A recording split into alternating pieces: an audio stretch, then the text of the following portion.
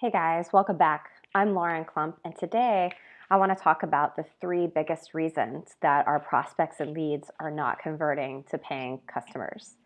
We have all been in a situation where we have spent way too much time and way too many non-billable hours with a lead or a prospect that did not convert to a customer. And what's even worse is that they were never going to convert to a customer, but we did not figure that out soon enough. And if you've been there, you know how painful that is.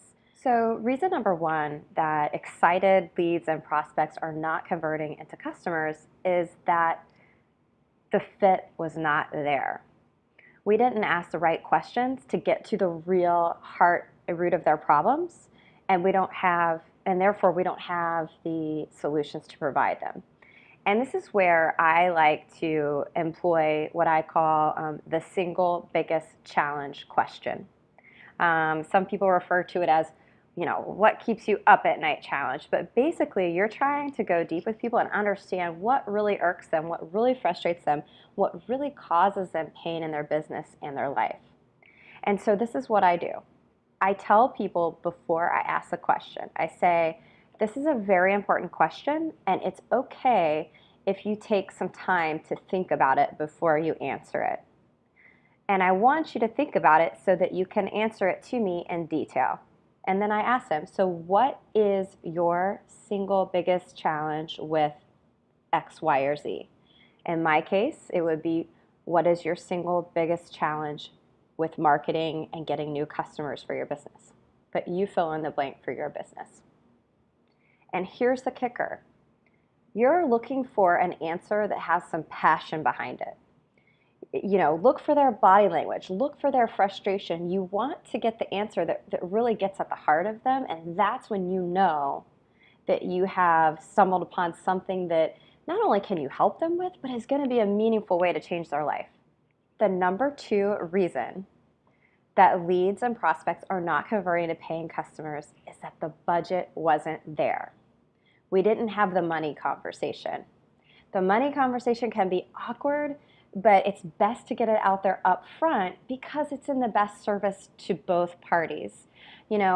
Each side of the equation will be wasting time and money if there was never really a way to work together.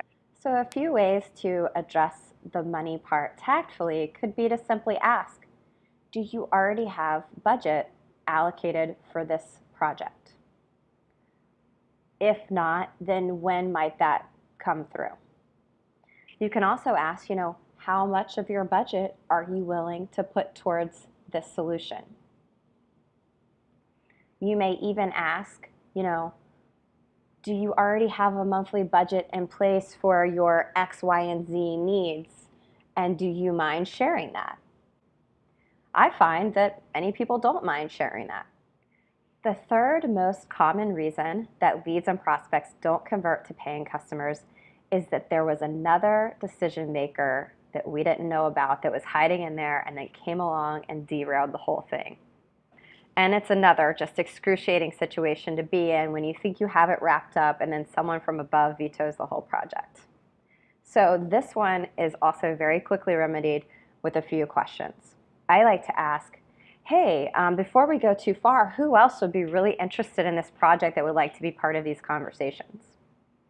I might also say, who else does this project or problem really impact that would be interested to know what we're talking about? You could also say, hey, at what point do you want to get your boss involved in this? Should they be in here from the get-go?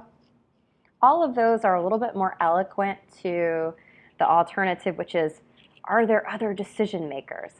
Because everybody wants to feel like they're a decision maker and they're in charge of the project when, in fact, they're really not. Even if they have to get approval from finance, you want to know about that. Someone that I have been fortunate to receive some training from is a man by the name of Altman. Ian is a sales strategist, a best-selling author, and a regular contributor on Forbes Business. And in Ian's book called Same Side Selling, which I will link below, it's a great book, he says that when we're wearing our sales hat, when we're trying to get new business, We need to get to the truth as soon as possible. And sometimes, we're afraid to ask questions that may potentially, stop a deal in its tracks, but wouldn't you rather that than going down a path that's not going to lead to promise for either party? So now that you know the three biggest reasons that leads and prospects are not converting to customers and you've gotten over those hurdles, here's some other questions that you may want to consider. You may ask, what prompted you to address this problem now? Or why is this the right time to solve this problem for your business? And this is a great one because it helps you understand urgency. It can set the stone for talking about other priorities that may take precedence over this, and it helps you to plan your timeline and know what type of projects you may need to wrap up and under what time frame in order to be able to take on this project. Another question that I like to use is, are there other similar companies that you've talked to about this, or who else have you reached out to for help with this issue? And this lets you know if there's other bids that they're considering or other competitors that they may choose to go with, and it helps you understand where you are in the process. You may also consider asking, what is your time frame for getting the solution operational?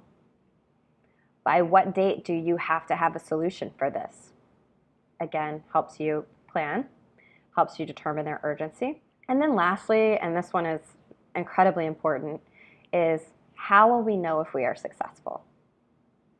And that seems broad, but you're going to want to get to the root of, what metric are they going to be using to determine success? What business reporting are they going to be using to evaluate the progress? And you'll want to know exactly that so that you can evaluate all of your progress and efforts towards that. I hope this was helpful. Once you start using these tactics, you're going to get to the truth quicker. You're going to disqualify deals that are going nowhere, and you're going to get to paying customers faster. Thanks, and we'll see you next time.